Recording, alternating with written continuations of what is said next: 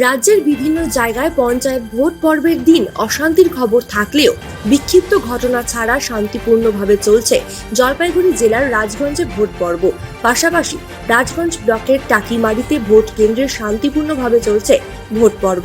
পাশাপাশি অশান্তিহীন ভোট পর্বের মধ্য দিয়ে উৎসবের আমেজে প্রায় 20 বছর পর সকাল থেকেই বিভিন্ন ভোট গ্রহণ কেন্দ্রে ভিড় জমাচ্ছে পাহাড়ের ভোটাররা।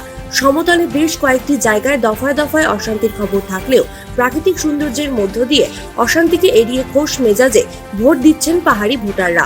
সকাল 9টা পর্যন্ত পাহাড়ে ভোটের হার দার্জিলিং কুলবাজার 5.40%, জোরবাংলো সুখিয়া পাকড়ি 9.08%, কার্শিয়াং 7.51%, মিরিক 8.41%, রংলি রংলিয়ট 8.37%।